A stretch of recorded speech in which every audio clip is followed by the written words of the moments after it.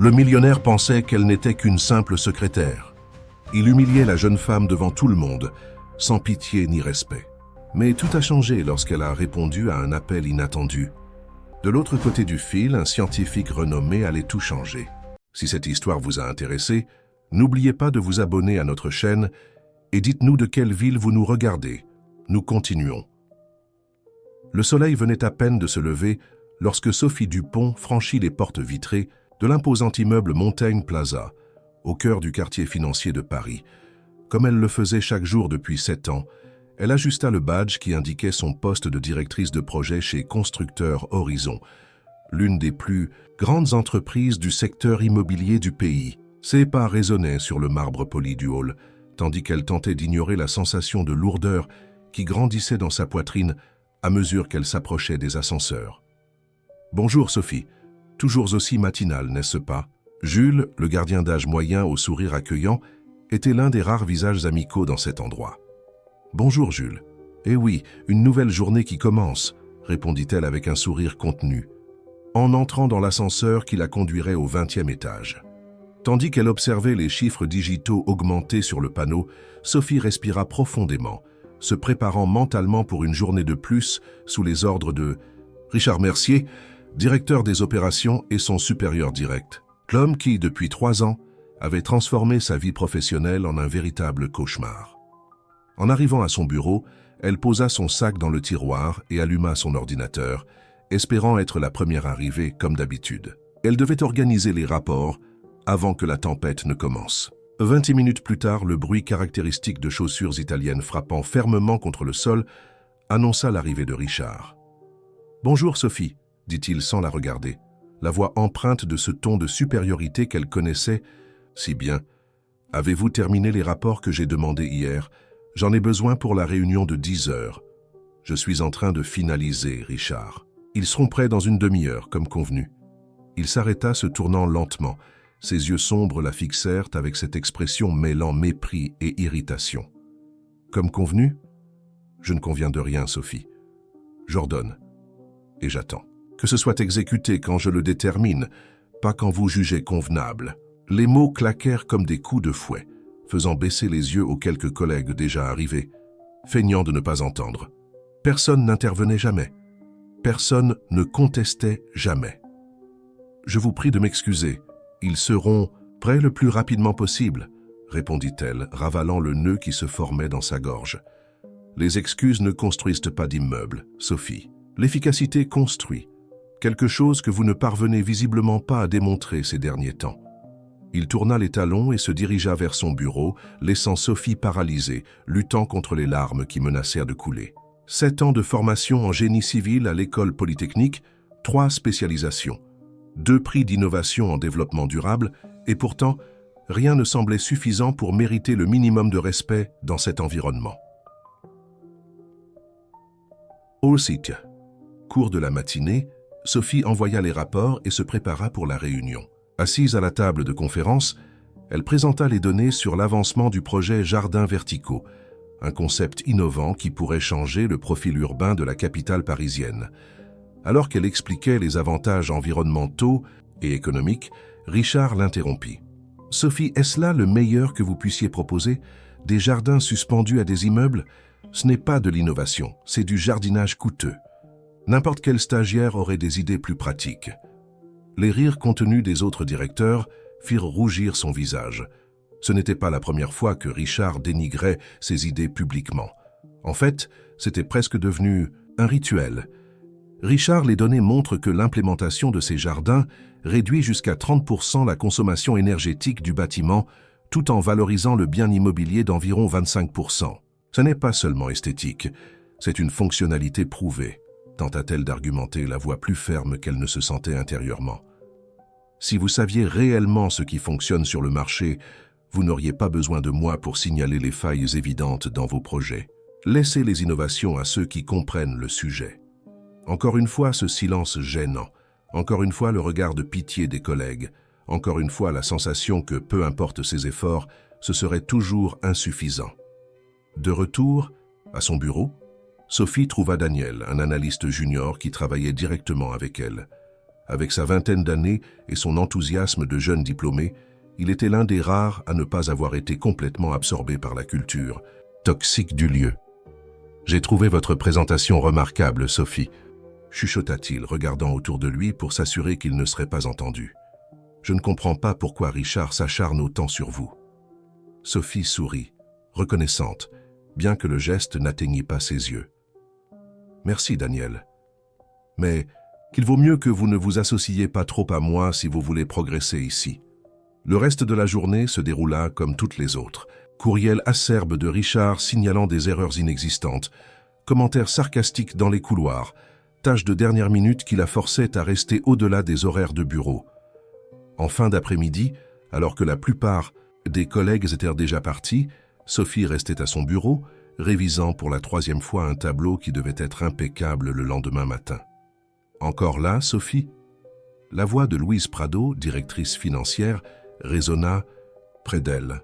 L'une des rares femmes occupant un poste de direction dans l'entreprise, Louise était connue pour sa compétence inébranlable, mais aussi pour rarement interférer dans les méthodes de Richard. « Je termine juste quelques tâches en suspens », répondit-elle sans lever les yeux de l'écran. « Vous savez, j'ai déjà été à votre place », commenta Louise, s'appuyant sur la cloison du box. « Des hommes comme Richard existent dans toutes les entreprises. Vous devez apprendre à jouer leur jeu où vous serez englouti. » Sophie regarda enfin la femme plus âgée. « Avec tout le respect que je vous dois, Louise, je ne crois pas que nous devions devenir comme eux pour être respectés. » Un léger sourire apparut sur les lèvres de Louise. « J'ai dit jouer leur jeu, pas devenir comme eux.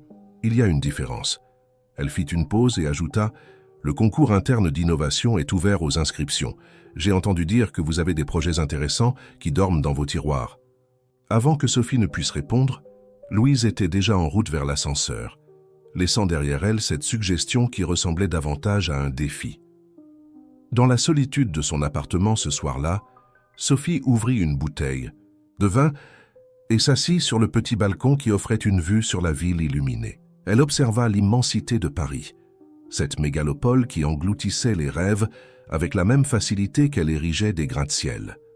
Quelque part parmi ces lumières, il existait des personnes épanouies, des personnes qui faisaient la différence, des personnes dont la voix était entendue. Pourquoi ne parvenait-elle pas à être l'une d'entre elles?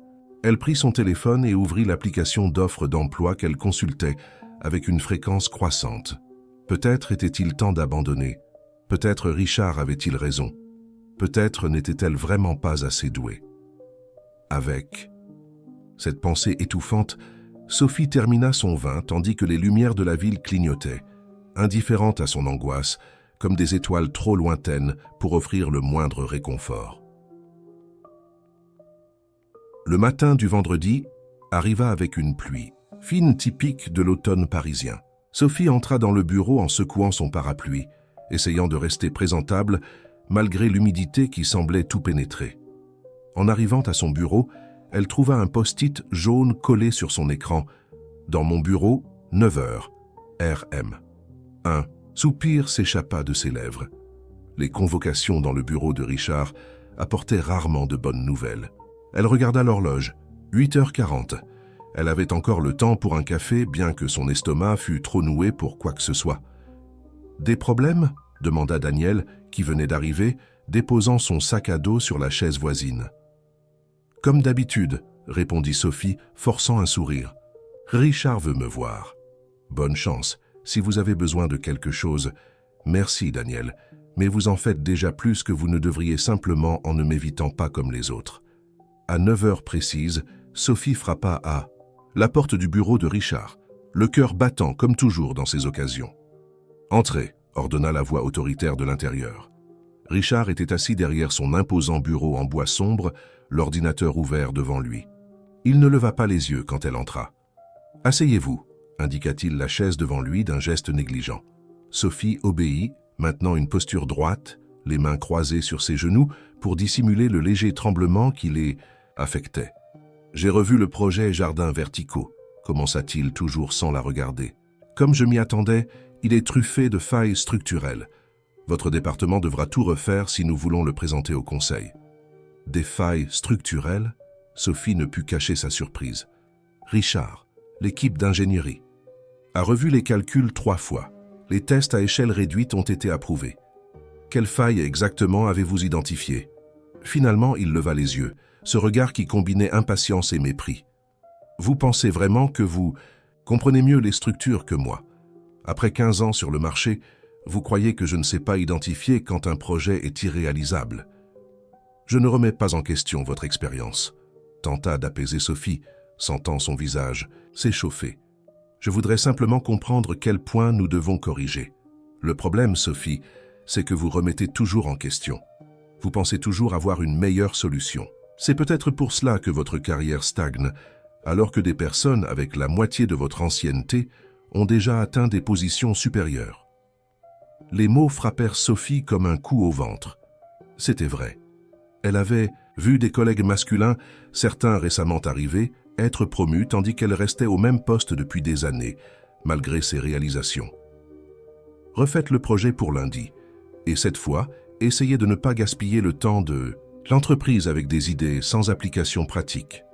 Congédiée d'un signe de la main, Sophie sortit du bureau avec le poids familier de l'humiliation. De retour à son poste, elle ouvrit le fichier du projet et commença à le réviser, sachant pertinemment qu'elle ne trouverait pas ces fameuses failles structurelles. Richard ne supportait simplement pas que ses idées puissent avoir du mérite. Vers 11h, alors que la plupart des collègues se préparaient déjà pour le déjeuner, le téléphone sur son bureau sonna. Sophie décrocha machinalement, encore absorbée par les calculs qu'elle révisait. Département projet. Sophie à l'appareil. « Bonjour Sophie Dupont ». La voix masculine de l'autre côté sonnait étrangement familière, bien qu'elle ne parvienne pas à l'identifier immédiatement. Ici, le professeur Charles-Édouard Martin, de l'Institut national de recherches environnementales. Sophie se figea. Charles-Édouard Martin était l'un des plus grands noms en développement urbain durable du pays. Ses articles sur l'intégration d'éléments naturels dans les environnements construits faisaient référence mondiale. Que pouvait-il bien lui vouloir? « Oui, c'est bien moi. En quoi puis-je vous aider, professeur? J'ai eu accès à votre article sur l'implémentation de systèmes hydroponiques sur les façades urbaines. J'ai été impressionné par votre approche innovante concernant le problème de l'irrigation autogérée. » Sophie cligna des yeux, confuse. Cet article avait été publié dans une petite revue académique il y avait presque 2 ans. Elle doutait que quiconque, hormis les évaluateurs, l'ait lu attentivement. « Merci, professeur. C'est un honneur d'entendre cela de votre part. Je coordonne un projet pilote en partenariat avec la mairie de Paris. Nous voulons implémenter des jardins verticaux sur des bâtiments publics du centre, en commençant par la bibliothèque Victor Hugo. J'aimerais vous inviter à rejoindre notre équipe consultative. » La proposition était si inattendue que Sophie eut besoin de quelques secondes pour assimiler ce qu'elle entendait. Elle était là, humiliée par Richard pour avoir proposé exactement ce qu'un des plus grands spécialistes du pays jugeait suffisamment valable pour être mis en œuvre. « Je suis flatté par votre invitation, professeur. Je ne m'y attendais vraiment pas. Votre perspective en tant qu'ingénieur travaillant dans le secteur privé serait précieuse pour nous. De plus, j'ai lu vos autres travaux.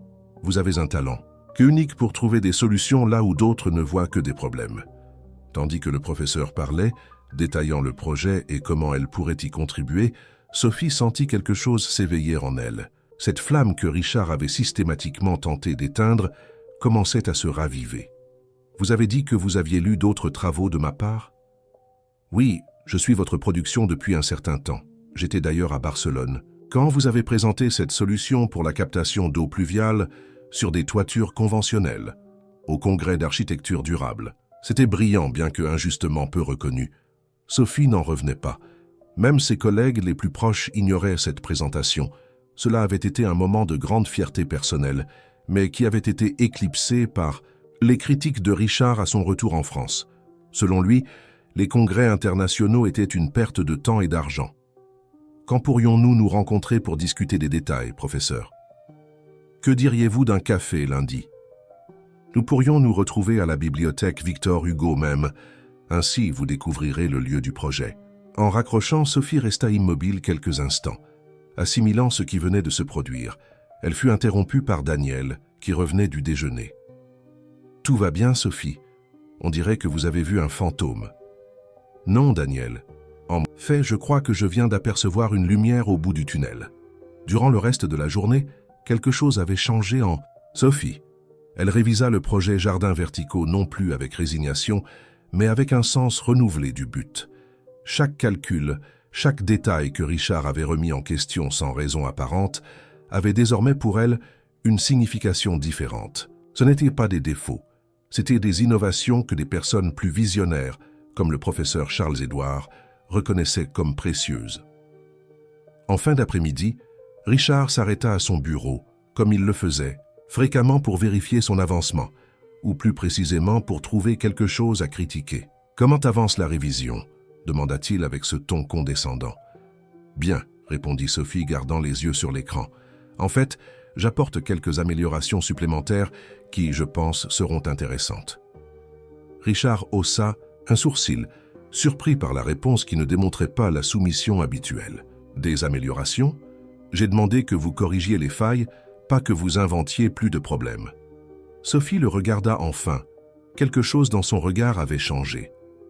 Parfois, Richard, ce que certains voient comme des problèmes, d'autres le reconnaissent comme des solutions innovantes. Le commentaire prit Richard au dépourvu. Pendant un instant, un éclair d'incertitude traversa son visage, vite remplacé par l'expression sévère habituelle. « Ayez simplement cela prêt lundi, sans excuse. » Tandis qu'elle le regardait s'éloigner, Sophie réalisa que, pour la première fois depuis longtemps, elle ne ressentait pas cette habituelle contraction à l'estomac après une interaction avec Richard. À la place, une étrange sensation de pouvoir commençait à prendre forme en elle. Ce soir-là, en rentrant chez elle, elle n'ouvrit pas une bouteille de vin pour noyer ses frustrations comme d'habitude.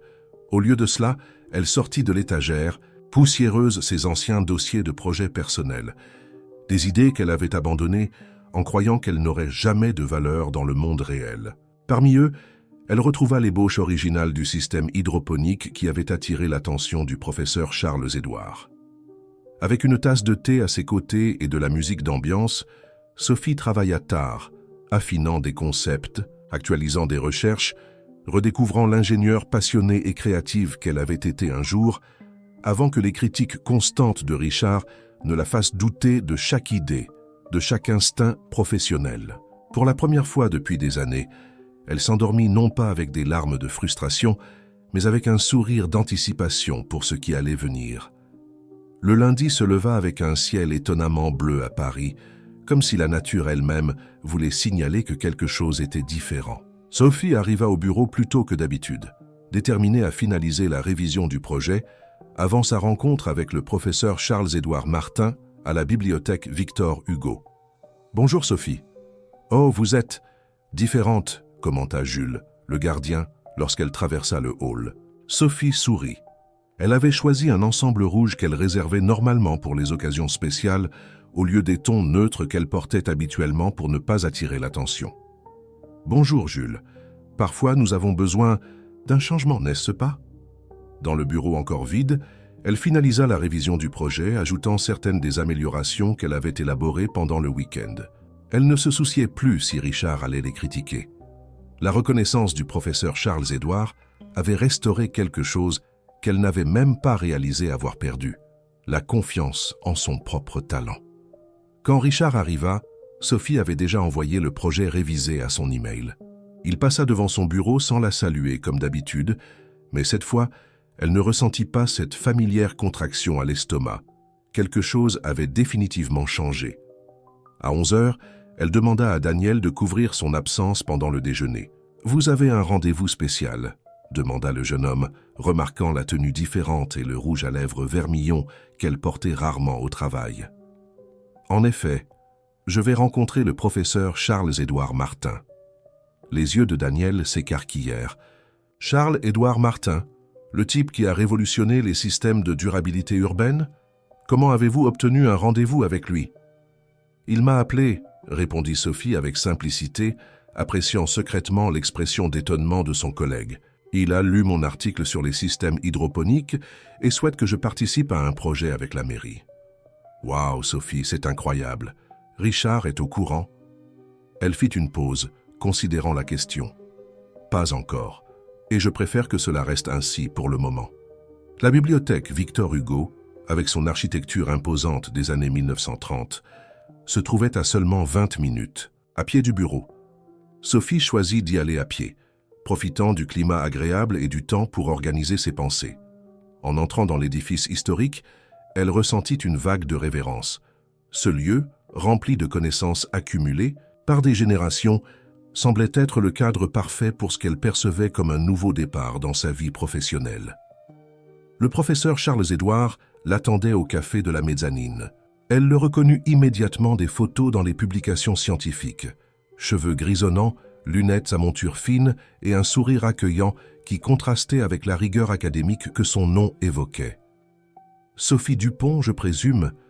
Il se leva pour la saluer. « C'est un plaisir de vous rencontrer enfin en personne. » « Le plaisir est tout à fait partagé, professeur.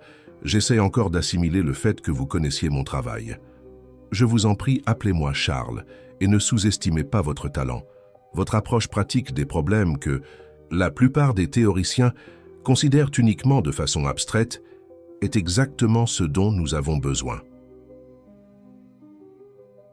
Durant les 2 heures suivantes, ils discutèrent du projet de la bibliothèque, mais divaguèrent également sur divers sujets liés à la durabilité urbaine. Sophie se sentait énergisée, intellectuellement engagée d'une manière qu'elle n'avait pas expérimentée depuis longtemps.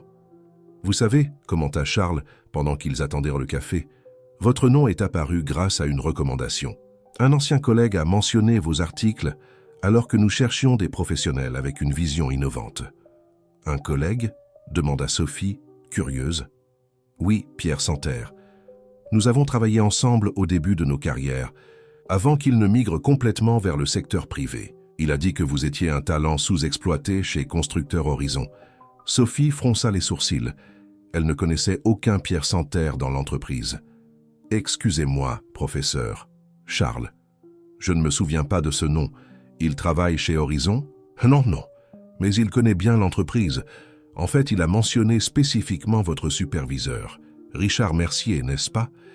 Il a dit que Richard avait l'habitude d'étouffer les talents prometteurs qui pourraient menacer sa position. » Un frisson parcourut l'échine de Sophie. Comment quelqu'un d'extérieur pouvait-il décrire si précisément sa situation? « Charles, pardonnez mon indiscrétion, mais comment exactement Pierre Santerre connaît-il Richard ?» Le professeur sourit comme si la question évoquait un souvenir amusant.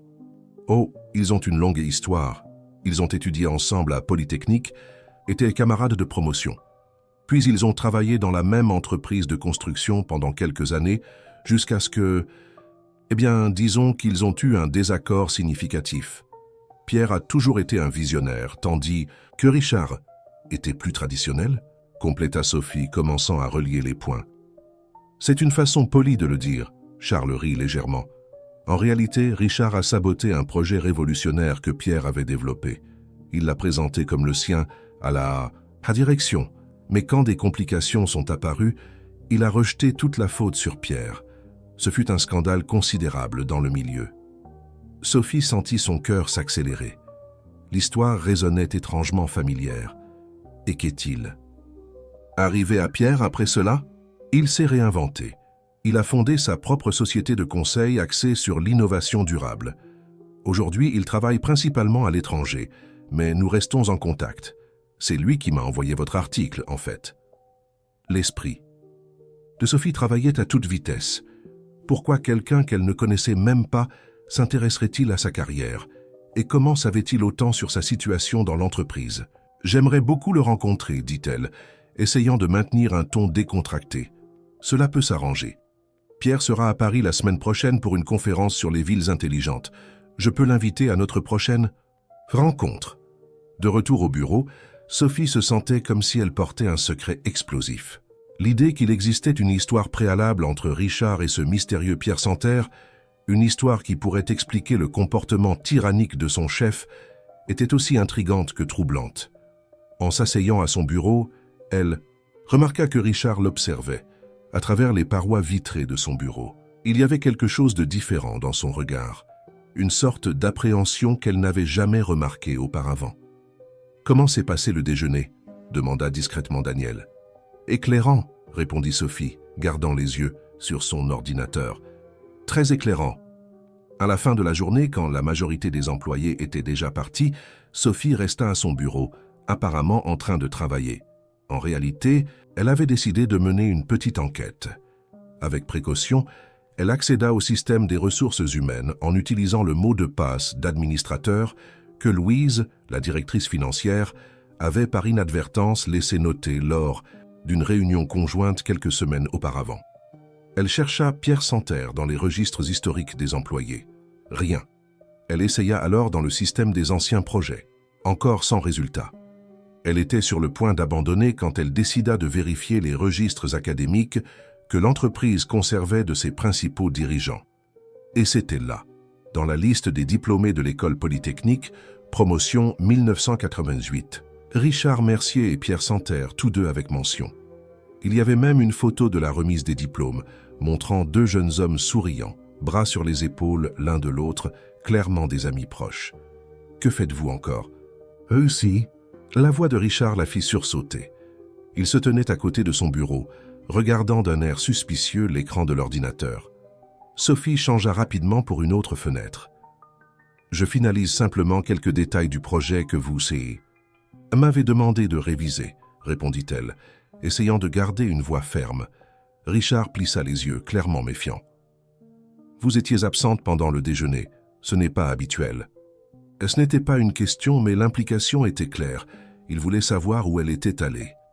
J'avais un engagement personnel, répondit Sophie, soutenant son regard pour la première fois depuis longtemps. Personnel, répéta-t-il, comme s'il testait le mot. Et je présume que cela a un rapport avec cette nouvelle attitude que vous démontrez? Sophie sentit un léger tremblement, mais l'étouffa. Elle ne se laisserait plus intimider. Peut-être ai-je simplement trouvé une nouvelle perspective. Richard. Quelque chose passa dans ses yeux, une ombre fugace d'inquiétude, rapidement masquée par l'habituelle expression d'autorité. Ne laissez pas cette nouvelle perspective interférer avec votre travail. Nous avons toujours le projet Jardins verticaux à finaliser et comme toujours, nous comptons sur votre compétence. La façon dont il souligna le dernier mot sonnait presque comme une menace. Ne vous inquiétez pas, répondit Sophie, un léger sourire aux lèvres. Je suis plus engagée que jamais dans ce projet. Après que Richard fut finalement parti, Sophie s'autorisa à respirer profondément. Cette brève confrontation avait été différente de toutes les précédentes. Pour la première fois, elle avait senti que Richard était sur la défensive, pas elle. Avant d'éteindre l'ordinateur, elle revint à la photo de remise des diplômes qu'elle avait trouvée. Elle étudia attentivement le jeune visage de Pierre Santerre, essayant de le mémoriser. S'il venait réellement à Paris la semaine suivante, elle voulait être prête à le reconnaître. En quittant l'immeuble, Sophie regarda le ciel nocturne de Paris, les étoiles presque invisibles à cause de la pollution lumineuse. Mais pour la première fois depuis longtemps, elle sentait qu'elle pouvait les voir clairement, la guidant vers un chemin qui jusqu'alors était resté caché. Dans son appartement, elle ouvrit son ordinateur portable et commença à rechercher tout ce qu'elle pouvait sur Pierre Santerre. Elle découvrit qu'il avait fondé Santerre Green Solutions, une société de conseil international spécialisée dans les projets durables. L'entreprise avait des bureaux à Barcelone, Singapour et Vancouver et était responsable de certaines des implémentations les plus innovantes en construction verte à travers le monde. Dans un article d'une revue spécialisée, elle trouva une citation qui lui coupa le souffle. « La véritable innovation est souvent étouffée par ceux qui craignent le changement. J'ai appris cela de la manière la plus difficile, quand un ancien ami s'est transformé en mon plus grand obstacle. » À chaque nouvelle découverte, Sophie sentait les pièces s'emboîter. Le comportement de Richard, sa peur viscérale de l'innovation, son besoin constant de diminuer les idées des autres, tout commençait à prendre sens sous un nouveau jour. Elle s'endormit tard cette nuit-là, l'esprit rempli de questions et de possibilités. Pour la première fois depuis des années, ce qui la maintenait éveillée n'était pas l'angoisse, mais l'excitation, la sensation d'être au bord d'une découverte importante, une vérité longtemps enterrée qui pourrait enfin venir à la lumière. Les jours qui suivirent apportèrent un changement subtil mais perceptible dans la dynamique du bureau. La nouvelle attitude de Sophie ne passait pas inaperçue. Elle remplissait toujours toutes ses obligations avec la même efficacité, mais il y avait désormais quelque chose de différent dans son comportement, une confiance tranquille qui déconcertait Richard et intriguait ses collègues. « Il se passe quelque chose que vous ne me dites pas », commenta Daniel. Pendant le petit déjeuner du jeudi, lorsqu'ils se retrouvèrent dans le petit café près du bureau. Sophie sourit, remuant distraitement sa tasse. « Disons que je redécouvre qui je suis professionnellement. Cela a-t-il un rapport avec ce professeur que vous avez rencontré ? En partie, admit-elle. Mais cela concerne aussi certaines découvertes intéressantes. » Le téléphone de Sophie vibra, interrompant la conversation. C'était un message de Charles-Édouard. Pierre Santerre a confirmé pour le déjeuner de lundi, 13 h au restaurant. Le jardinier à Saint-Germain-des-Prés, il est particulièrement intéressé à vous rencontrer. Son cœur s'accéléra.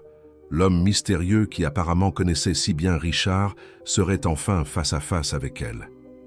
De bonnes nouvelles, demanda Daniel, remarquant son expression. On peut dire ça.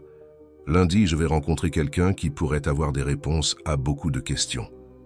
De retour au bureau, Sophie trouva une note sur son bureau, la date du concours interne. D'innovation avait été avancée. Les inscriptions se clôtureraient le vendredi suivant et les présentations auraient lieu dans seulement 2 semaines. C'était l'idée de Richard, informa Amanda, la secrétaire de direction, qui passait distribuer les communiqués. Il a dit que nous devions définir les projets prioritaires avant la clôture du trimestre. Sophie acquiesça, sentant le poids de la décision qu'elle devait prendre. Participer au concours signifierait exposer ses idées, les mêmes que Richard ridiculisait systématiquement, au jugement de toute l'entreprise. C'était risqué, mais cela pourrait aussi être sa chance d'être enfin entendue. Tandis qu'elle considérait ses options, elle remarqua Richard dans une conversation animée avec Louise Prado dans la salle de réunion. À travers les parois, vitrées, elle pouvait voir que le sujet semblait tendu. Richard gesticulait avec emphase, tandis que Louise maintenait cette expression impassible qui la caractérisait. « Qu'est-ce qui se passe, à votre avis ?» chuchota Daniel qui observait également la scène.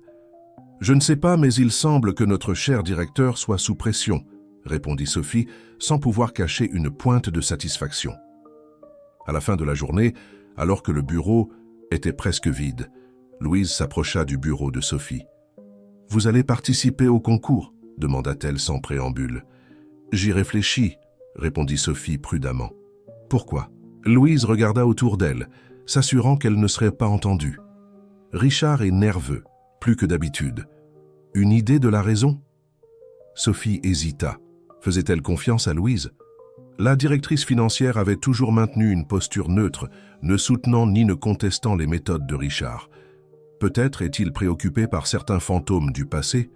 Risqua-t-elle, observant attentivement la réaction de l'autre. Un éclair de reconnaissance passa dans les yeux de Louise. Pierre Santerre revient à Paris. Ce n'était pas une question. Sophie ne put cacher sa surprise. « Vous le connaissez ?» Toute personne présente depuis assez longtemps dans ce secteur connaît l'histoire, ou du moins des parties. Louise fit une pause, considérant ses prochains mots. Richard a construit sa carrière sur les ruines de celle de Pierre. C'est un secret ouvert que peu osent mentionner. Que s'est-il exactement passé entre eux ? Louise soupira, comme si elle pesait les risques de partager cette information. Ils ont développé ensemble un système révolutionnaire de construction modulaire durable, il y a environ 12 ans. C'était le projet d'une vie, économique, écologique et parfaitement adaptable à la réalité française. Pierre était le visionnaire, Richard, le pragmatique qui traduisait les idées en plans exécutables. Et alors Richard. Ça enregistrait le brevet à son nom uniquement, excluant Pierre. Quand il a été confronté, il a affirmé que les contributions de son associé étaient purement conceptuelles. Une bataille juridique s'en est suivie, mais Richard avait des connexions puissantes. Pierre a tout perdu, réputation, argent, opportunités. Il a dû tout recommencer à zéro à l'étranger. Sophie sentit un nœud à l'estomac. L'histoire était encore pire que ce qu'elle imaginait. Et le brevet ? Qu'est-il advenu du projet ? C'est le détail le plus ironique. Richard ne l'a jamais mis en œuvre. Il a complètement mis l'idée de côté. On dit qu'il avait peur d'échouer, de ne pas réussir à exécuter le concept sans Pierre. Il a préféré enterrer l'innovation, plutôt que de risquer son prestige. Les pièces du puzzle commençaient à s'emboîter avec une clarté perturbante. L'aversion de Richard pour les idées innovantes, sa peur presque pathologique d'être dépassé, son besoin constant de rabaisser les autres, tout prenait sens à la lumière de cette révélation. « Pourquoi me racontez-vous cela maintenant, Louise ?» La directrice financière la regarda avec un sérieux inhabituel. Parce que Richard est en panique face au possible retour de Pierre, et un Richard paniqué est encore plus dangereux que d'habitude. Si vous comptez entrer dans ce jeu, vous devez connaître toutes les règles. Laissez. Lendemain, Sophie prit sa décision.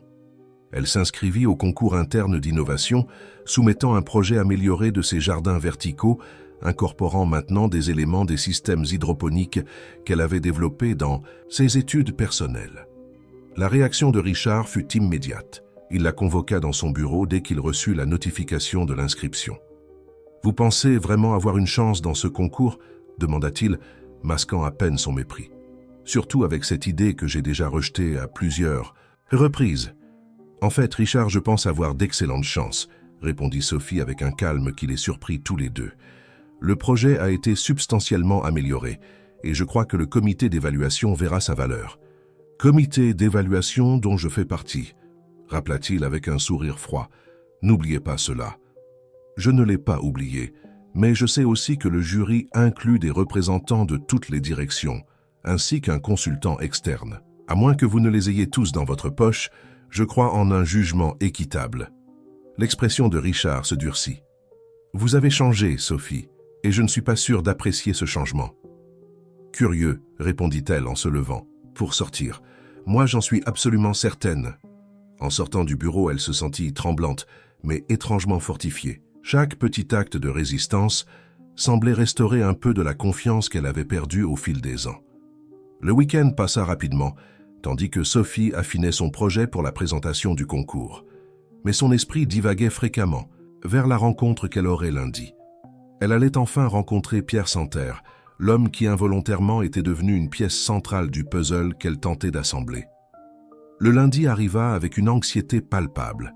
Sophie demanda sa matinée, prétextant une consultation médicale. Elle ne voulait pas que Richard soit au courant de sa rencontre avec Pierre. Du moins, pas encore. Le restaurant Le Jardinier, choisi pour le déjeuner, était connu pour son architecture durable et son menu bio. Sophie arriva quelques minutes avant l'heure convenue, choisissant une table discrète au fond de la salle. Charles-Édouard fut le premier à arriver, la saluant chaleureusement. « Pierre est en route », informa-t-il en s'asseyant. « Il est extrêmement intéressé à vous rencontrer. En fait, il a été assez intrigué quand j'ai mentionné où vous travaillez. » Avant qu'elle ne puisse répondre, Sophie vit un homme d'une 50aine d'années entrer dans le restaurant. Cheveux grisonnants aux tempes, posture élégante, yeux vifs qui semblaient tout absorbés autour de lui.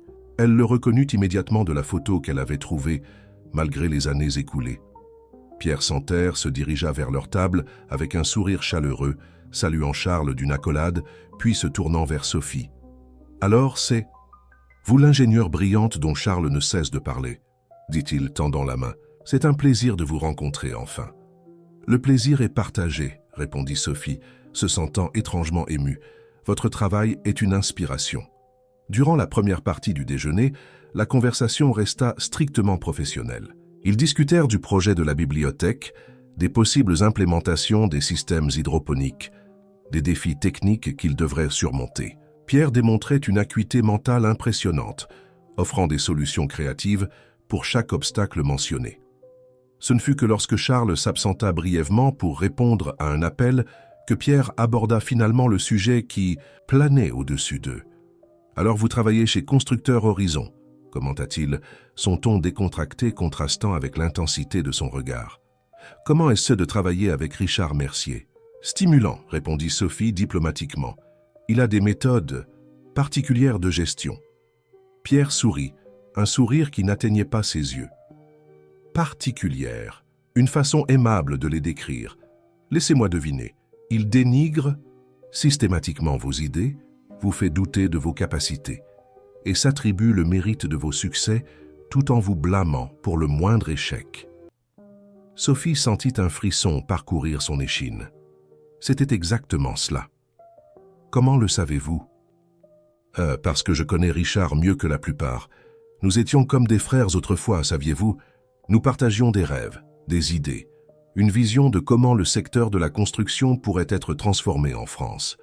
Son regard devint distant, comme s'il revisitait des souvenirs douloureux, jusqu'à ce que sa peur d'être éclipsé devienne plus grande que... À notre amitié.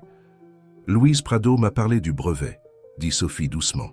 Pierre la regarda avec surprise. Louise vous a raconté? Voilà qui est inattendu. Elle a toujours été pragmatique dans ses alliances. Je crois qu'elle aussi en a assez des méthodes de Richard. Intéressant, murmura Pierre, semblant véritablement intrigué. Son empire est peut-être moins stable que je ne l'imaginais. À ce moment, Charles revint à table et la conversation revint à des thèmes plus neutres. Mais à la fin du déjeuner, lorsqu'ils se séparaient, Pierre retint la main de Sophie un peu plus longtemps. « Je séjourne à l'hôtel unique pour les 10 prochains jours. Si vous souhaitez poursuivre notre conversation dans un cadre plus privé, je suis à votre disposition. » Sophie acquiesça, comprenant l'implication. Il y avait beaucoup plus à discuter, des choses qui ne pouvaient être dites en présence de Charles ou de quiconque. « Je vous contacterai, » promit-elle. En retournant au bureau après le déjeuner, Sophie trouva Richard qui l'attendait à son bureau, une expression orageuse sur son visage. « Où étiez-vous » demanda-t-il sans préambule. « J'avais une consultation médicale comme je l'ai indiqué au RH, » répondit-elle, gardant une voix calme. « Curieux, parce que j'ai reçu un appel. Il y a peu d'une connaissance qui jure vous avoir vu déjeuner au jardinier. » Son ton était dangereusement contrôlé. « Avec Charles-Édouard Martin et Pierre Santerre. » Le nom fut prononcé comme s'il s'agissait d'un blasphème. Sophie sentit son sang se glacer, mais maintint une expression neutre. Et si c'était le cas? La question prit Richard par surprise. Il s'attendait clairement à des dénégations, des excuses, peut-être même de la peur. « Vous n'avez aucune idée de qui vous fréquentez, » dit-il finalement, son ton désormais presque menaçant. « Pierre Santerre est un manipulateur qui a détruit sa propre carrière par arrogance, puis a tenté de me blâmer. » « C'est votre version de l'histoire, » répondit Sophie, soutenant son regard. « Je commence à réaliser qu'il existe toujours de multiples perspectives. » Richard s'approcha, envahissant son espace personnel d'une façon qui l'aurait intimidé auparavant. « Soyez prudente, Sophie. La loyauté est quelque chose que je valorise beaucoup. Et la déloyauté, eh bien, elle a des conséquences. »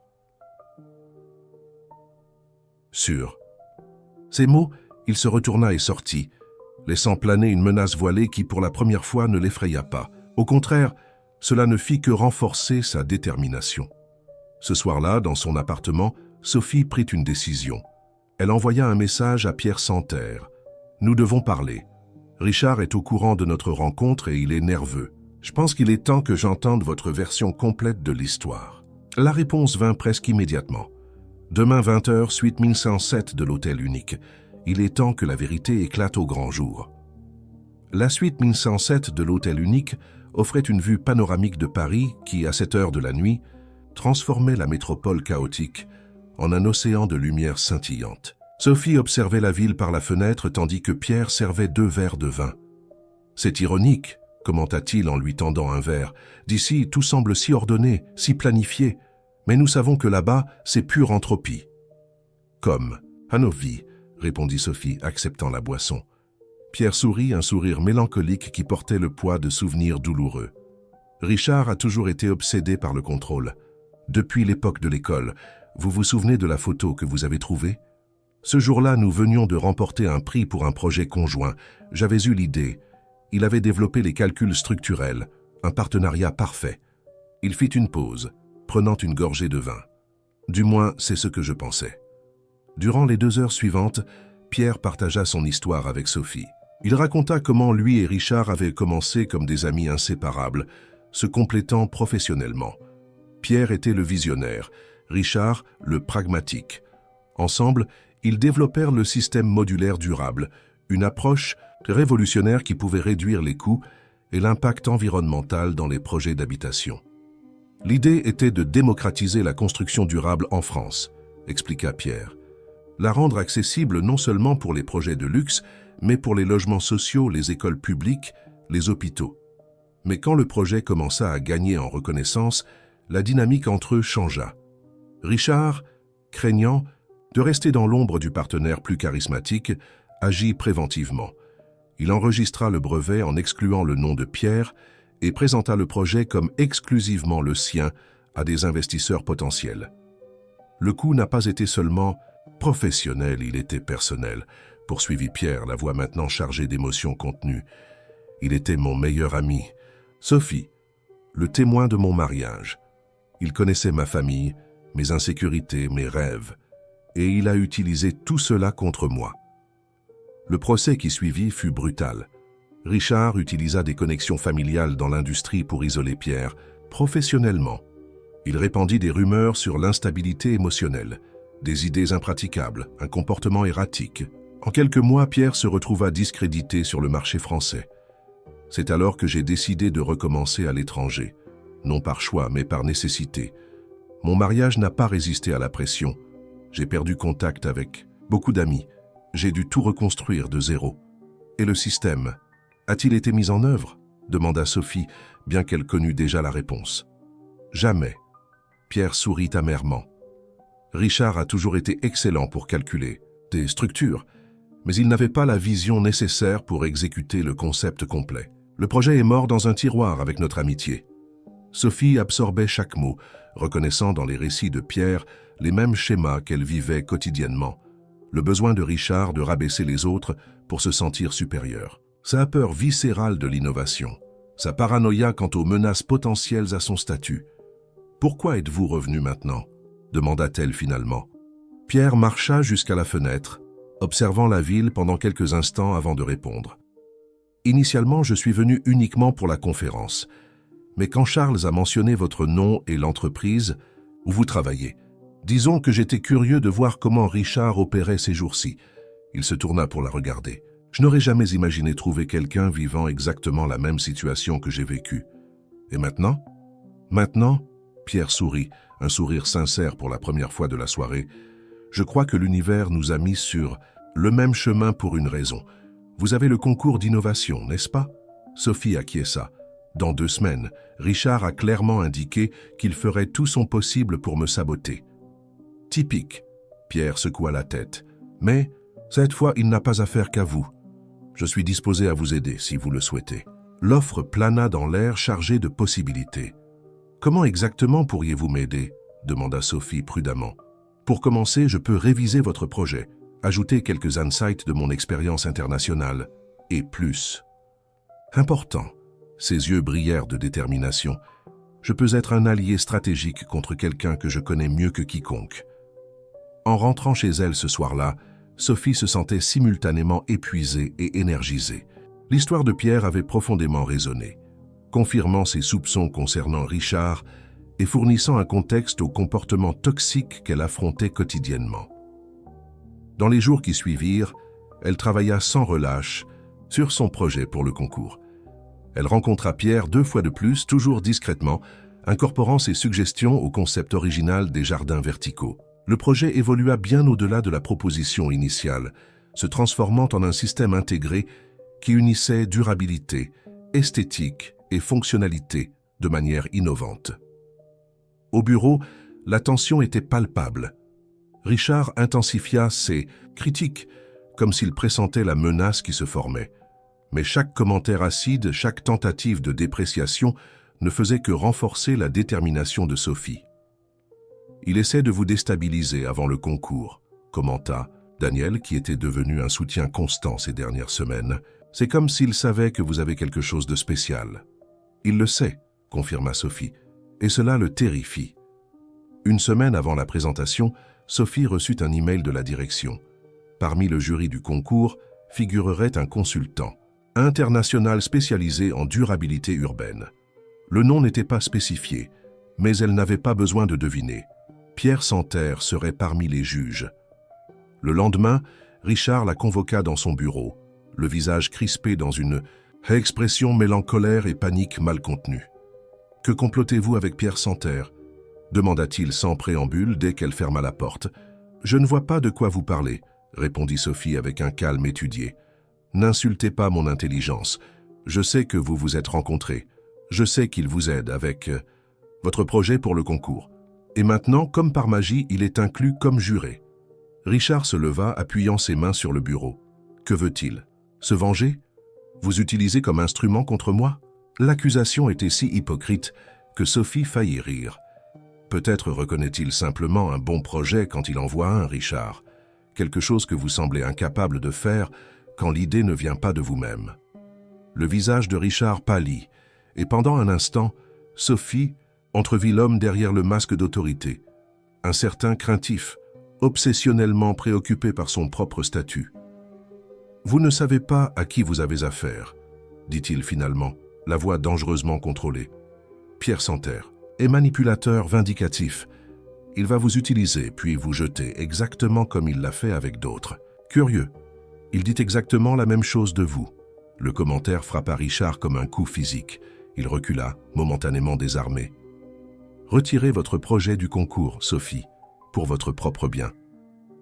Est-ce une menace? Un conseil. De quelqu'un qui a déjà vu ce film et sait comment il se termine. Sophie soutint son regard, ressentant un calme surprenant face à l'intimidation. Je vous remercie du conseil, mais je préfère écrire ma propre fin. À la veille du concours, la nervosité s'empara de Sophie. Malgré sa confiance dans son projet et le soutien de Pierre, elle savait qu'elle affronterait non seulement l'examen technique du jury, mais l'hostilité ouverte de Richard. Sa présentation serait l'avant-dernière des 8 finalistes. Elle assista aux exposés précédents avec attention.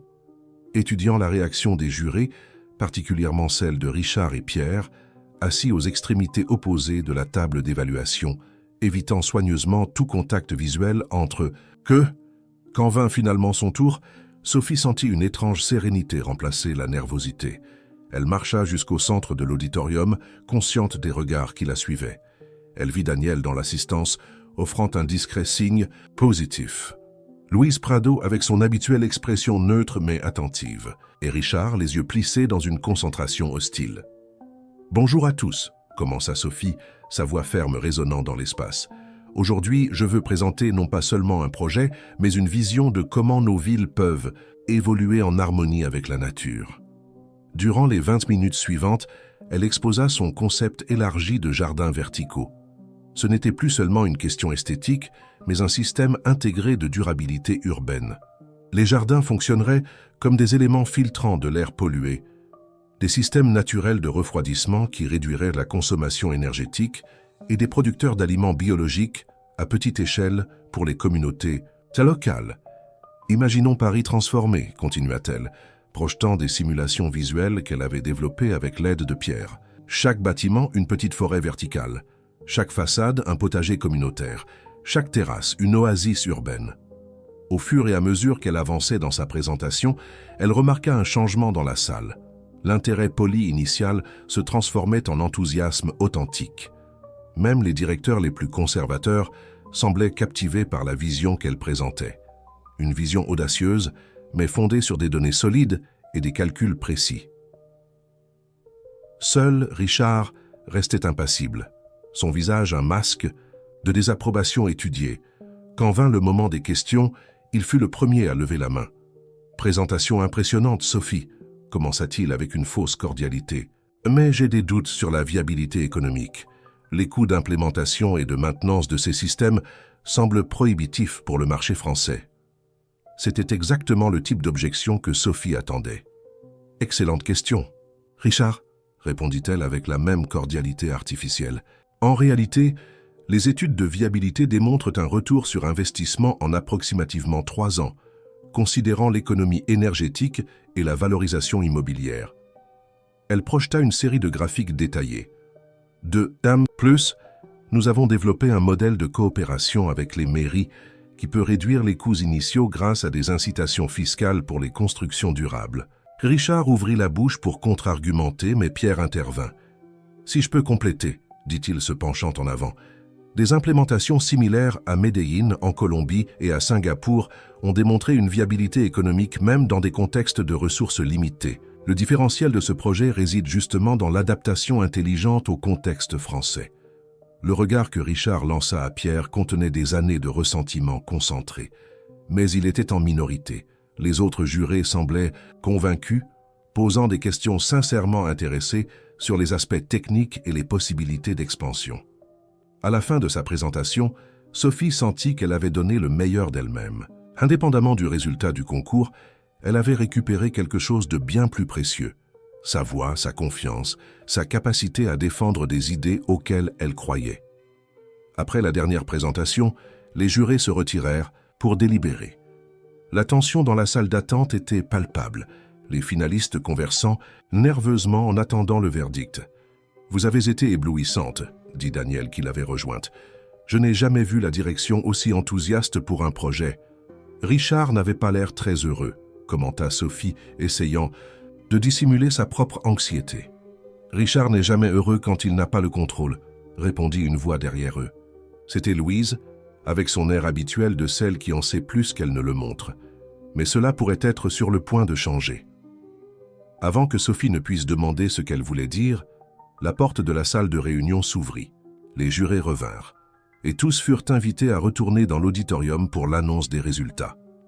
Le président-directeur général de Constructeurs Horizon, un homme de 70 ans qui s'impliquait rarement dans les opérations quotidiennes, monta sur scène. Son visage normalement austère affichait un sourire inhabituel. « Aujourd'hui, nous avons été témoins du futur de notre entreprise », commença-t-il. « Chaque projet présenté a démontré le talent et le dévouement qui font d'Horizon un leader dans son segment.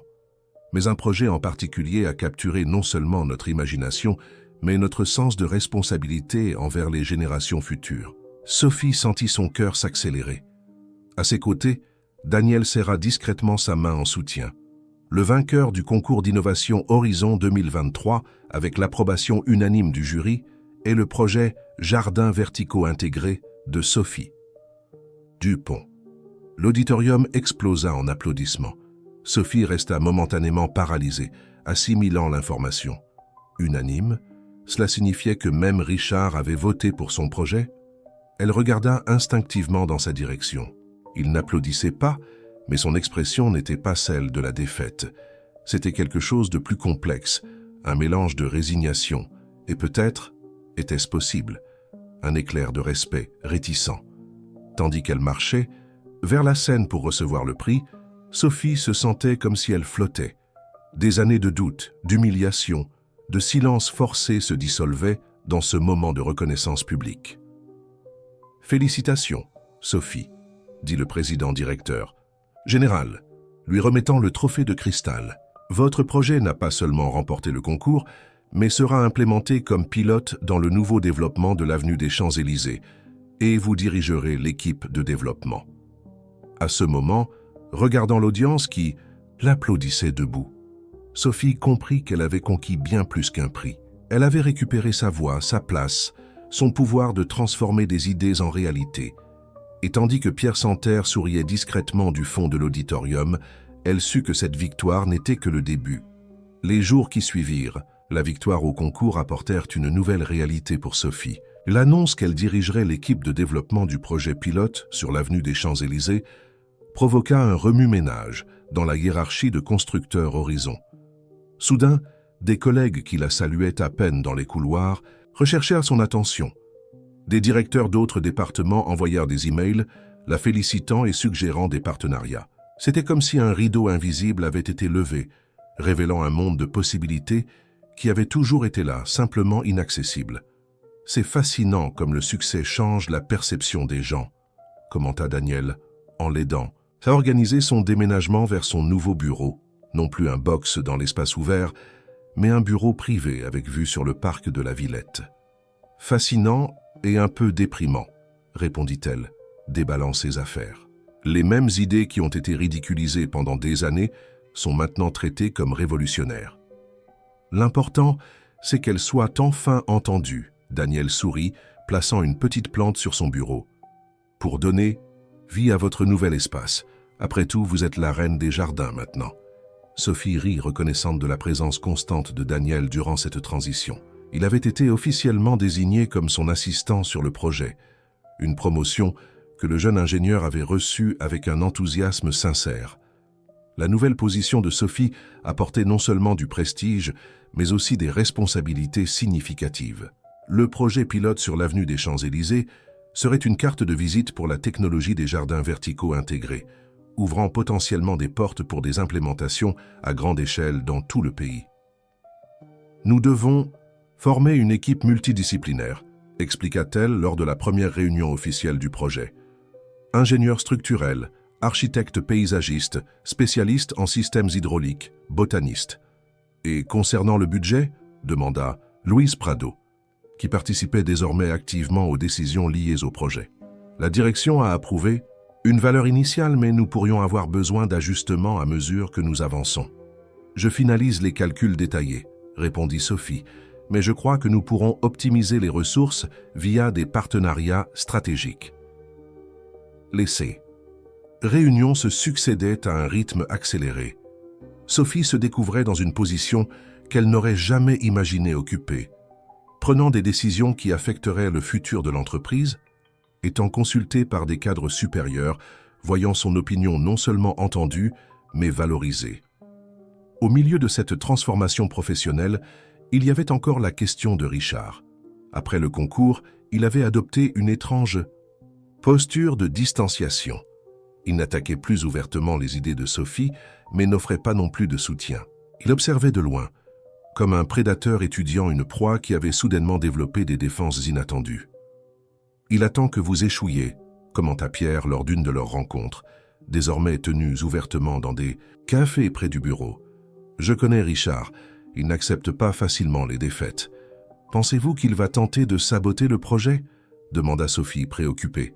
« Pas ouvertement, pas maintenant que vous avez le soutien de la direction, mais il restera aux aguets, prêt à capitaliser sur le moindre faux pas. » L'avertissement de Pierre s'avéra juste. Lors d'une réunion de suivi avec toute la direction, Richard montra enfin son jeu. Bien que le concept soit indiscutablement intéressant, commença-t-il avec ce ton condescendant que Sophie connaissait, si bien j'ai de sérieuses préoccupations quant à l'échelle de temps proposée. 3 mois pour le prototype fonctionnel me semble trop optimiste. Avant que Sophie ne puisse répondre, il projeta un graphique complexe à l'écran. Mon équipe a fait une analyse de risque détaillée. Selon nos estimations, le calendrier réaliste serait d'au minimum 6 mois, et cela en considérant des conditions idéales. C'était une manœuvre classique, paraître collaboratif tout en minant la confiance dans le projet. 6 mois signifierait manquer la fenêtre de lancement planifiée qui coïnciderait stratégiquement avec la Semaine internationale d'architecture durable. Sophie sentit les regards de la direction se tourner vers elle, évaluant sa réaction. La vieille panique menaça d'émerger, cette sensation familière d'être acculée sans issue. Mais quelque chose avait changé en elle. « J'apprécie l'analyse, Richard, » répondit-elle calmement, se levant. « Puis-je voir le modèle que votre équipe a utilisé pour arriver à ces conclusions ?» La question le prit au dépourvu. Clairement, il ne s'attendait pas à une remise en question directe de la méthodologie. « C'est un modèle propriétaire que nous avons développé pour l'évaluation de projets complexes, » répondit-il, visiblement mal à l'aise. « Je comprends. Sans accès au modèle, il est difficile d'évaluer la précision des estimations. » Sophie se tourna vers les autres directeurs. « Ce que je peux offrir, ce sont des données concrètes d'implémentation similaires. » En quelques touches sur sa tablette, elle projeta ses propres graphiques. Voici des chronogrammes réels de projets similaires à Singapour et Medellín. Comme vous pouvez voir, le temps moyen d'implémentation était de 2,8 mois. Considérant les particularités de notre contexte, nous avons ajouté une marge de sécurité, arrivant aux 3 mois proposés. Le président-directeur général qui observait l'interaction avec intérêt intervint. « Sophie, êtes-vous confiante de pouvoir livrer dans le délai initial ?»« Absolument, monsieur. Et je suis disposé à documenter chaque étape du processus, pour qu'il serve de modèle pour de futures implémentations. » Le vieil exécutif acquiesça satisfait. « Alors nous maintiendrons le chronogramme original. Richard, votre équipe peut contribuer à l'analyse des risques, mais le dernier mot sur le projet reviendra à Sophie. » Le visage de Richard se durcit momentanément, mais il parvint à maintenir une composition professionnelle. « Comme vous le souhaitez, monsieur le président. » En sortant de la salle de réunion, Sophie fut abordée par Luis Prado. « Impressionnant, comment vous avez géré cela ?» commenta la directrice financière. « Il y a quelques mois, vous vous seriez recroquevillé face à une confrontation avec Richard. Il y a quelques mois, je ne savais pas de quoi j'étais capable, » répondit Sophie avec un sourire. « Ce même après-midi, alors qu'elle révisait des spécifications techniques dans son bureau, Sophie reçut une visite inattendue. Christine Rocher, ingénieure environnementale récemment embauchée, frappa timidement à la porte entr'ouverte. « Puis-je vous parler une minute ?»« Bien sûr, entrez » invita Sophie, indiquant la chaise en face d'elle. Christine entra, fermant soigneusement la porte derrière elle. C'était une femme d'une trentaine d'années, à l'expression intelligente et à la posture légèrement défensive. « D'abord, je voulais dire que votre présentation au concours était inspirante. Votre projet faisait partie des raisons pour lesquelles j'ai accepté l'offre d'Horizon. »« Merci, » répondit Sophie, sincèrement touchée. « Comment puis-je vous aider ?» Christine hésita, comme si elle mesurait soigneusement ses prochains mots. « C'est à propos du département où j'ai été affectée. Je travaille directement sous la supervision de Richard Mercier et... » Elle fit une pause, cherchant les mots. « Juste. Disons que la réalité a été assez différente de ce qui m'avait été promis durant le processus de recrutement. » Sophie sentit un nœud à l'estomac. Elle connaissait exactement ce que la jeune ingénieure expérimentait. Il dénigre vos idées, critique votre travail publiquement, attribue à d'autres le mérite de vos contributions. Les yeux de Christine s'écarquillèrent légèrement. « Oui, tout cela, comment savez-vous ?»« Parce que j'ai passé 7 ans dans la même position, » répondit Sophie doucement. « Et je n'ai pas été la première, ni vous ne serez la dernière, à moins que quelque chose ne change. » Dans cette conversation qui s'étendit sur plus d'1 heure, Sophie entendit des récits douloureusement familiers. Christine décrivit l'environnement toxique du département où Richard diminuait systématiquement les contributions féminines tout en promouvant des ingénieurs hommes avec la moitié des qualifications. Comment les questionnements techniques étaient traités comme de l'insubordination.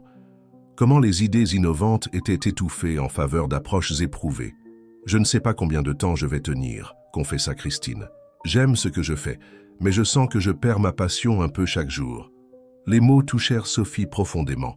Combien d'autres Christine existaient dans l'entreprise? Combien de talents étaient gaspillés? Combien de voix étouffées? « Vous n'êtes pas seule, dit-elle finalement. Et peut-être est-il temps que tous ceux qui ont traversé ou traversent cela s'unissent. » Dans les jours suivants, Sophie commença à remarquer un schéma. Des employés de divers départements, principalement des femmes et des professionnels plus jeunes, trouvaient des excuses pour passer par son bureau, initier des conversations apparemment décontractées qui, inévitablement, dérivaient vers des confidences sur la culture toxique de l'entreprise. « C'est comme si votre victoire avait ouvert une vanne », commenta Daniel alors qu'il travaillait tard un soir. « Les gens sentent enfin qu'ils peuvent parler. » Sophie acquiesça, pensive. « Le problème est plus grand que Richard. C'est toute une culture qui permet à des personnes comme lui de prospérer tout en minant les autres. » Ce fut durant l'une de ces conversations nocturnes avec Daniel que l'idée commença à prendre forme. Au début, simplement comme un concept vague, un groupe de soutien informel peut-être. Mais à mesure que plus de collègues partageaient leurs expériences, Sophie réalisa qu'il y avait un potentiel pour quelque chose de bien plus grand. « Et si nous créions un collectif au sein de l'entreprise ?» proposa-t-elle lors d'un déjeuner, avec Christine et 3 autres collègues qui s'étaient rapprochés récemment. Un groupe formel qui pourrait plaider pour des pratiques de gestion plus saines, de la transparence dans les promotions, une valorisation des idées innovantes, indépendamment de qui les propose.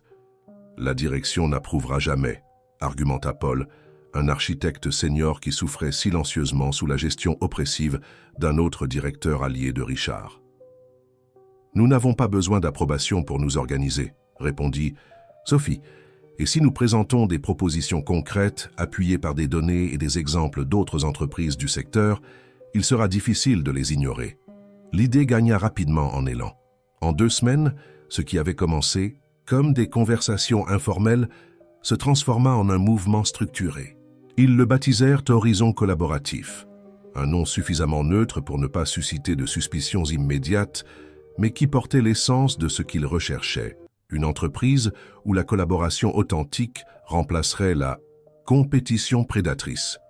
Le groupe commença à se réunir hebdomadairement, alternant entre des espaces dans et hors de l'entreprise.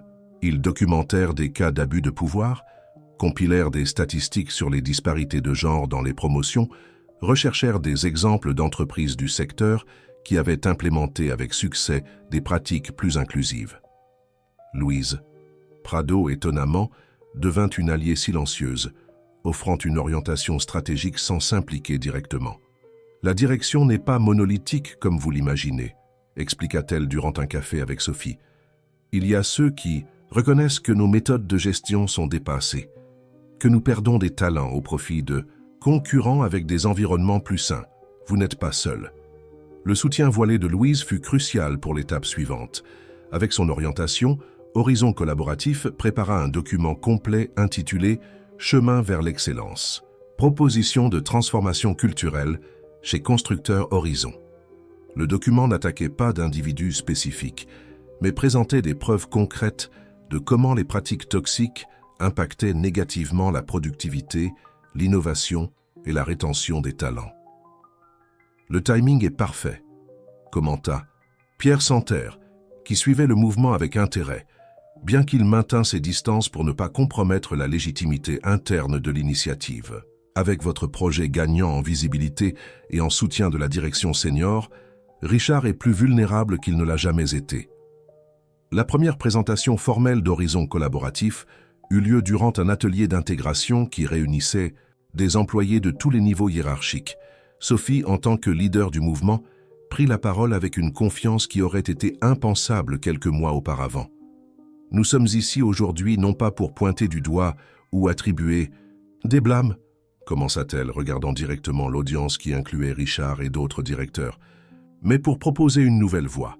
Une voie où le mérite est reconnu indépendamment de qui le présente, où l'innovation est célébrée, non crainte, où la collaboration remplace l'intimidation. » Durant 20 minutes, elle présenta des données, des témoignages anonymes et des propositions concrètes de changement. La salle, initialement tendue, absorbait graduellement chaque mot, de nombreux employés acquiesçant en reconnaissance des situations décrites. « Ce n'est pas un mouvement contre l'entreprise », conclut Sophie. « Au contraire, c'est un mouvement en faveur d'un constructeur Horizon plus fort, plus innovant et plus humain. » Quand elle termina, quelque chose d'extraordinaire se produisit. Un applaudissement commença timidement au fond de la salle, croissant rapidement en intensité jusqu'à devenir une ovation. Des employés se levaient, certains les larmes aux yeux, d'autres échangeant des regards de reconnaissance et de soulagement. C'était comme si un barrage invisible s'était rompu, libérant des années de frustration réprimée et d'espoir contenu. Richard, assis au premier rang, maintenait une expression impassible.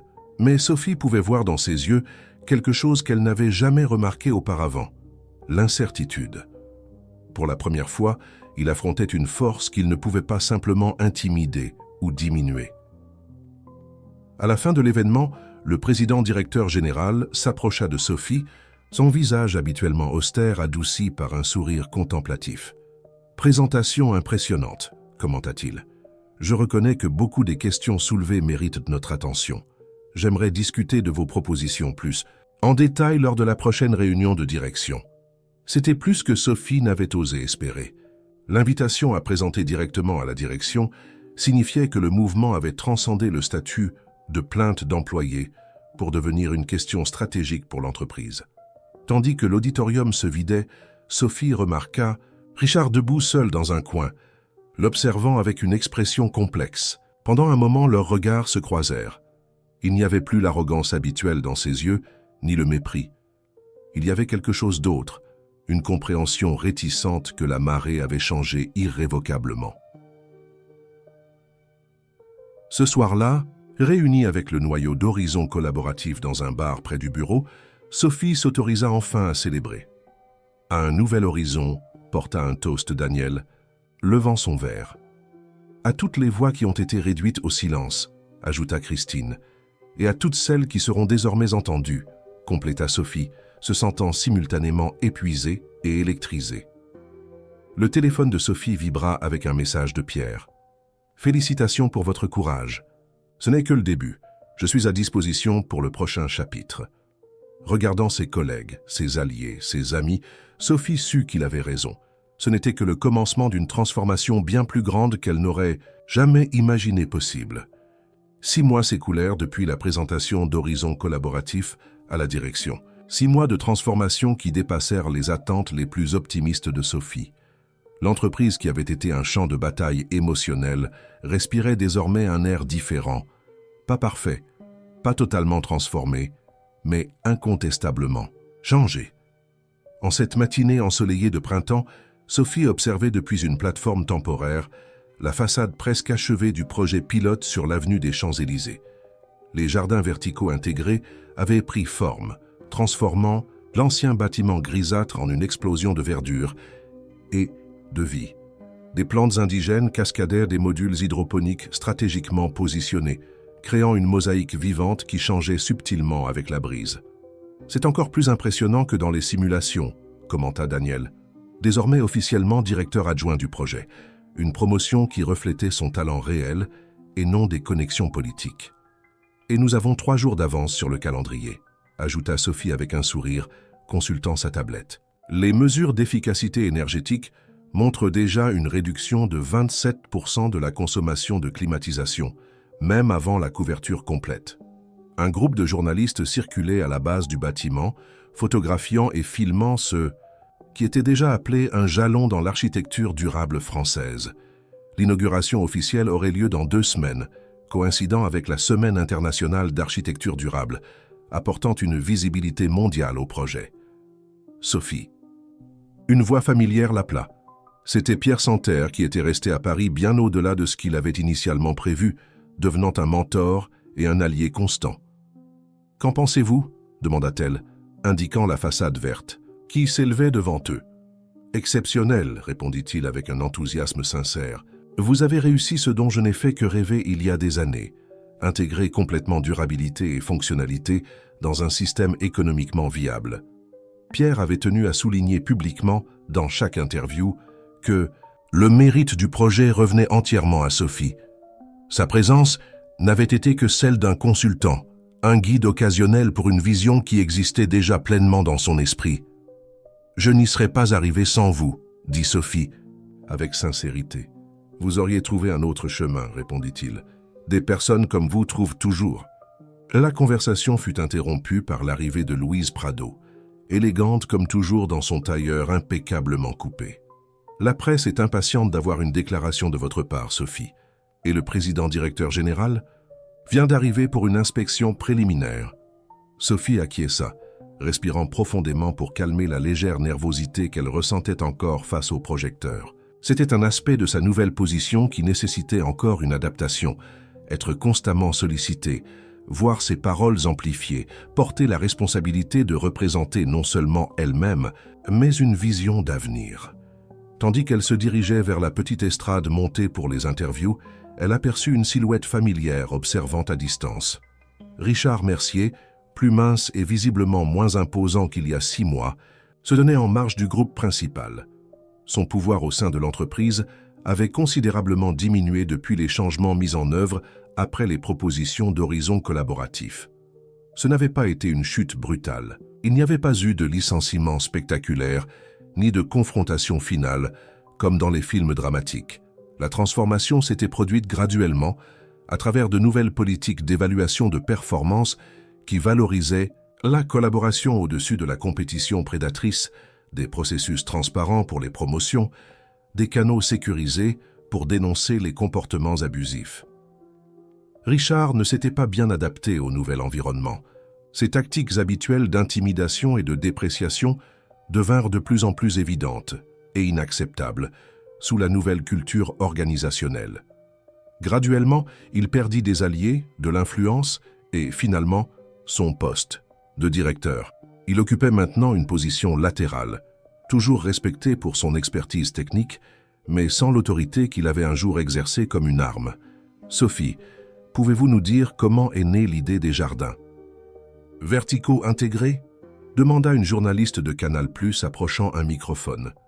L'idée est née de l'observation d'une contradiction urbaine, répondit Sophie, trouvant naturellement les mots qui autrefois seraient restés coincés dans sa gorge. Nos villes croissent verticalement, tandis que la végétation recule horizontalement. Les jardins verticaux sont une réconciliation de cette contradiction. Nous amenons la nature dans le seul espace que nous avons encore en abondance dans les métropoles, les façades des bâtiments. Les questions continuèrent, et Sophie répondit à toutes, avec la confiance tranquille qui la caractérisait désormais.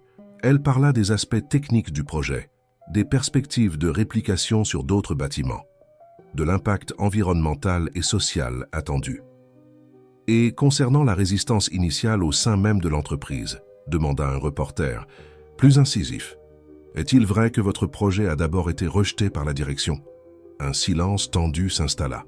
La question touchait un point sensible que tous connaissaient, mais qui était rarement mentionné publiquement.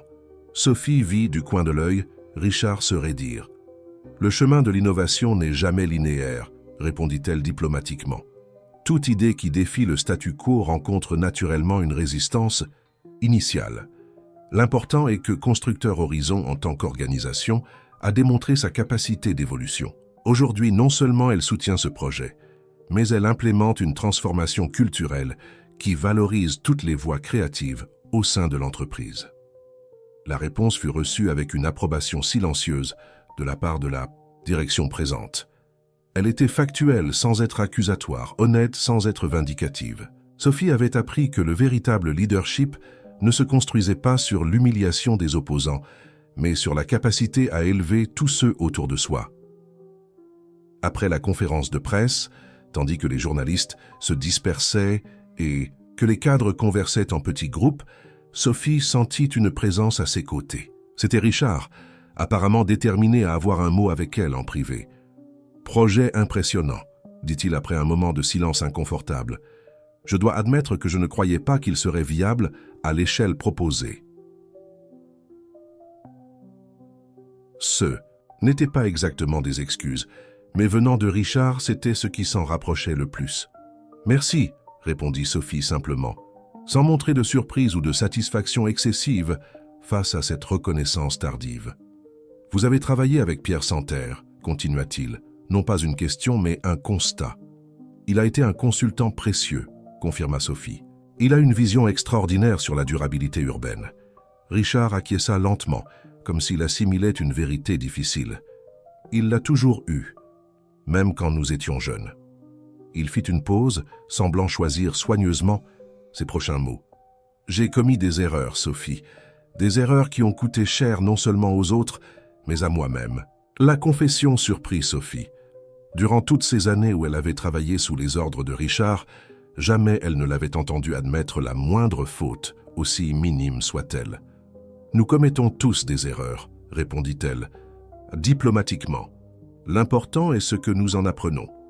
Certaines leçons mettent trop longtemps à être apprises, » dit-il, avec une amertume qui semblait dirigée principalement contre lui-même. « Quoi qu'il en soit, je suis venu simplement pour reconnaître votre travail. Vous avez prouvé que j'avais tort, et il y a un certain mérite à être capable de l'admettre. » Avec un bref signe de tête, il s'éloigna, la posture toujours rigide, mais en quelque sorte diminuée, comme s'il portait un poids invisible. En le regardant partir, Sophie ressentit une émotion complexe. Pas exactement de la pitié, ni certainement de la satisfaction face à sa chute, mais quelque chose de plus proche de la compréhension. Richard était, à bien des égards, une victime de sa propre peur. Peur d'être dépassé, peur des changements, peur de perdre le contrôle. Une peur qu'il avait transformée d'un ingénieur brillant en un tyran mesquin. « Un centime pour vos pensées, » dit Pierre s'approchant. « Je pensais au cercle, » répondit Sophie, « comme nous aurions facilement pu échanger nos places, Richard et moi. Comment la peur peut nous transformer ?» Pierre acquiesça, compréhensif. « La différence est que vous avez choisi d'affronter la peur, pas de vous y soumettre. » Il fit une pause, regardant le bâtiment vert qui s'élevait devant eux. « En parlant de choix, j'ai reçu une invitation intéressante que j'aimerais partager avec vous. Dans les semaines qui suivirent, alors que le projet Jardins verticaux recevait des acclamations nationales et internationales, Sophie se trouvait face à un carrefour professionnel. L'invitation que Pierre avait mentionnée était pour qu'elle rejoigne un groupe d'experts réunis par l'ONU pour développer des directives de durabilité urbaine pour les pays en développement. Parallèlement, Horizon Collaboratif avait évolué, d'un mouvement interne à une initiative formelle au sein de l'entreprise, avec son propre budget et le mandat d'implémenter des changements structurels dans la culture organisationnelle. La direction avait offert à Sophie la direction de cette initiative, avec la promesse d'un siège éventuel au Conseil. « C'est un choix impossible », confia-t-elle à Daniel lors d'un café après la cérémonie d'inauguration du bâtiment sur l'avenue des Champs-Élysées, événement qui avait attiré des autorités municipales et des célébrités engagées dans des causes environnementales. « Pourquoi devrait-ce être un choix ?» questionna Daniel. « Pourquoi pas les deux ?» La question résonna dans l'esprit de Sophie les jours suivants. Pourquoi pas les deux? Pourquoi se limiter à un seul chemin quand il y avait un potentiel pour quelque chose de plus grand? Ce fut lors d'une conversation avec Louise Prado que l'idée commença à prendre forme. Constructeur Horizon pourrait énormément bénéficier d'une connexion formelle avec ses directives de l'ONU, commenta la directrice financière. Cela nous positionnerait comme pionniers en durabilité, non seulement en France mais mondialement. Vous suggérez que je pourrais représenter l'entreprise au comité de l'ONU. Je suggère quelque chose de plus ambitieux, répondit Louise avec un éclat stratégique dans le regard. Une nouvelle division au sein d'Horizon, exclusivement focalisée sur des projets durables et l'innovation sociale. Une division que vous dirigeriez avec l'autonomie pour développer des partenariats internationaux, incluant ce projet avec l'ONU. La proposition était audacieuse, mais avait un sens stratégique tant pour l'entreprise que pour Sophie. Elle lui permettrait d'étendre sa vision bien au-delà d'un seul projet, influençant l'approche du constructeur dans son ensemble, tout en maintenant la connexion avec des initiatives globales. Après des semaines de négociations et de planification, Horizon Vert fut officiellement annoncé, une division autonome au sein de Constructeur Horizon dédiée au développement et à l'implémentation de solutions durables pour l'environnement bâti. Sophie Dupont fut nommée directrice exécutive, se rapportant directement au Conseil. Sa première initiative fut d'établir un programme de mentorat pour jeunes ingénieurs et architectes, inspirés par son propre parcours. Le programme, baptisé Voix du futur, offrait non seulement une orientation technique, mais aussi des outils pour que les femmes naviguent les défis spécifiques d'un secteur traditionnellement dominé par les hommes. Nous créons un espace où les idées innovantes ne sont pas craintes, mais célébrées, expliqua Sophie lors du lancement du programme, où différentes perspectives ne sont pas vues comme des menaces, mais comme des sources de créativité et de résilience. Parmi les premières mentors invités figurait Christine Rocher, maintenant directrice de projets environnementaux, dont la transformation d'employés intimidés en leaders confiantes reflétait à moindre échelle le propre parcours de Sophie. Un après-midi particulièrement chargé, alors que Sophie se préparait pour son premier voyage international en tant que représentante d'Horizon Vert au comité de l'ONU, elle reçut une visite inattendue. Daniel entra dans son bureau avec une expression énigmatique. « Il y a quelqu'un ici qui veut vous parler », annonça-t-il, un sourire contenu sur les lèvres. Un instant, Sophie imagina que ce serait Richard, peut-être avec quelques objections de dernière minute à son nouveau rôle. Mais la personne qui entra ensuite fit bondir son cœur. C'était une jeune femme d'environ 25 ans, avec une posture qui mêlait détermination et nervosité. Elle portait un dossier que Sophie reconnut immédiatement, le format standardisé réutilisé pour les soumissions au programme d'innovation de l'entreprise. « Bonjour, Madame Dupont », commença la jeune femme, la voix légèrement tremblante mais ferme. « Je m'appelle Marine Sauvet. Je suis ingénieure environnementale récemment recrutée. J'ai un projet que j'aimerais présenter pour considération d'Horizon Vert. » En regardant cette jeune professionnelle, si similaire à ce qu'elle-même, avait été des années auparavant, pleine d'idées et d'espoirs facilement écrasables, Sophie sentit le cycle se compléter. D'une certaine façon, toutes les humiliations, toutes les luttes, tous les moments où elle avait presque renoncé, avaient mené à ceci.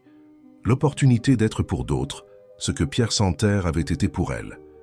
Une voix de reconnaissance quand toutes les autres étaient de doute. « Asseyez-vous, Marine », invita-t-elle avec un sourire sincère. « Je suis impatiente d'entendre vos idées. » Tandis que la jeune ingénieure ouvrait sa présentation, Sophie remarqua par la fenêtre le bâtiment des jardins verticaux au loin, ses murs verts brillant sous le soleil de l'après-midi. Un rappel constant que les idées, lorsqu'elles sont correctement nourries, peuvent transformer non seulement des constructions, mais des vies entières. Et tandis que la voix enthousiaste de Marine remplissait la pièce avec des visions d'un futur durable, Sophie sut avec une clarté cristalline que sa véritable mission ne faisait que commencer. Il ne s'agissait pas seulement de construire des bâtiments verts, mais de cultiver un environnement où les voies créatives pouvaient s'épanouir sans crainte. Sur le mur de son nouveau bureau, encadré discrètement, il y avait une petite note manuscrite que Pierre Santerre lui avait donnée le jour de l'inauguration. Rappelez-vous toujours, le plus grand acte de courage n'est pas d'affronter ceux qui nous oppriment, mais de garantir que personne d'autre en ait à affronter la même chose. C'était une promesse que Sophie entendait tenir un jour à la fois, une voie à la fois, transformant des cycles d'oppression en cercles d'inspiration, pas seulement chez Constructeurs Horizon, mais partout où son influence pourrait s'étendre. Et quand les premières villes françaises commenceraient à se transformer en paysages plus verts et humains, quand de jeunes professionnels pourraient contribuer sans peur, quand la durabilité ne serait plus vue comme un luxe,